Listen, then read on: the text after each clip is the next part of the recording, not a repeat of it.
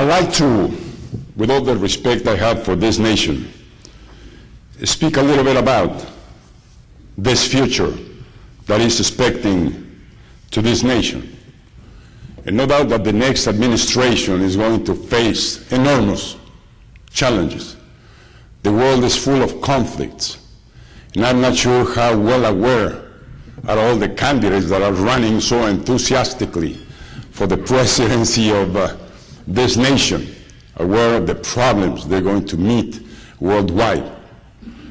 And conflicts like the war on terrorism, the Iraq and Iran cases, the Middle East, and many challenges, many challenges like Russia and China represent in a different subject, like the climate change, global epidemics, oil crisis, financial crisis, the necessary and urgent United Nations reform, the consolidation of multilateralism, the need for a democracy that delivers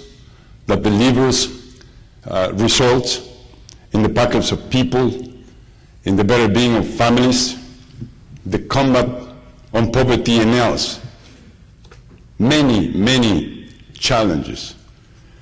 And I would dare, as I said, with all respect to this nation, that in the matter of foreign policy, according to my point of view, there's an urgent need for a change in paradigm. This nation must move from the exercise of military force to diplomacy, must move from unilateral actions and decisions to multilateralism and respect to the body and the institution of the United Nations, and make sure that United Nations assumes their responsibility, bringing peace and harmony to the world and to nations. The need for solidarity over selfishness, the need to unite and not to divide, the need to listening and understanding instead of imposing, negotiation, democratic dialogue is key to build that better world that we all aspire to live in. The need to rebuild strategic alliances of this great nation, like it had in the past. Strategic alliances, like the case of Europe. We remember the cohesiveness of the leaders in Europe with the leaders in this nation during World War II and after the war, in the 60s and the 70s and the 80s and the 90s. And today there's a big distance in that case. The strategic alliance with Canada, with Mexico, through NAFTA. There's not a clear understanding and perception of what NAFTA means. How of a large partner is Mexico to United States, is Canada to Mexico, or United States to Canada. We have a great potential in that case, and we should have a new vision on how to work through NAFTA.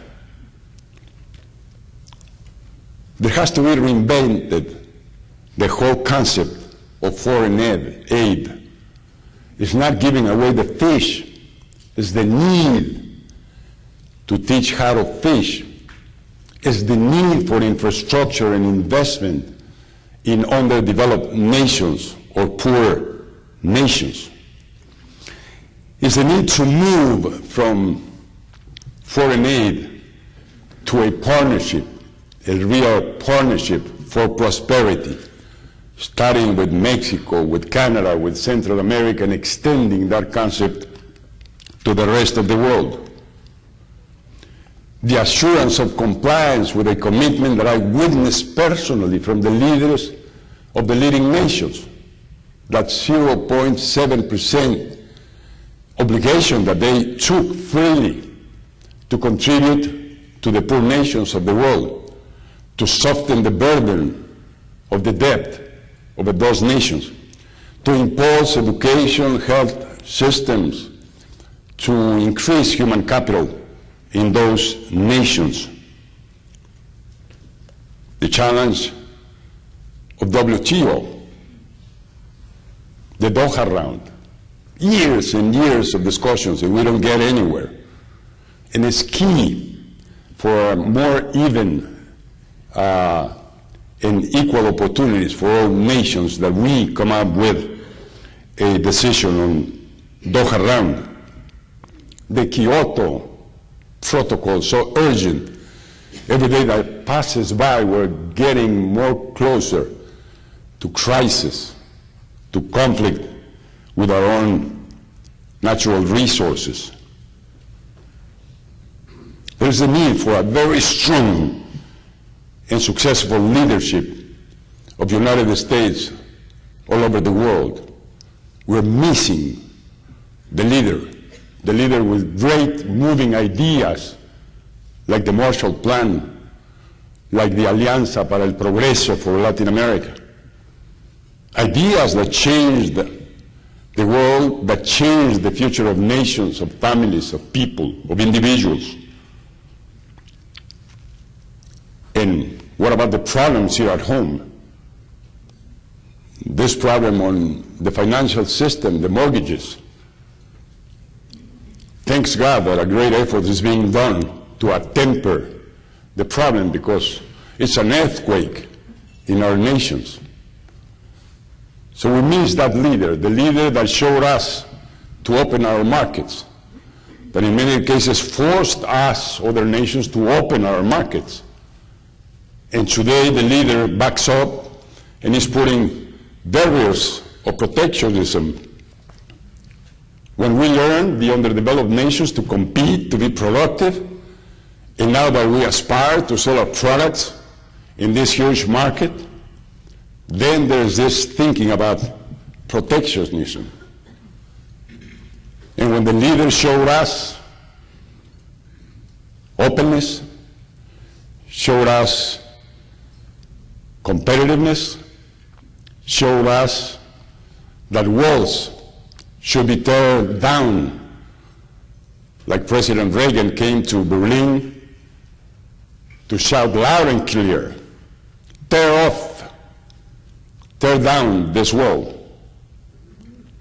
And now the leader is building a wall.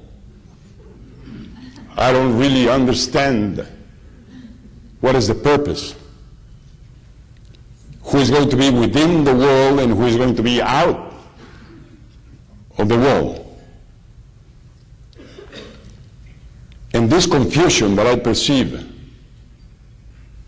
terrorism is equal to immigrants. That's an absolute false assertion. But spoken in national TV programs, news programs in national TV, the aggressiveness, the lack of education of a person like Lou Dobbs when he speaks about Mexico, or when he speaks about Mexican government, or when he speaks about migrants. It's really disgusting what he's doing.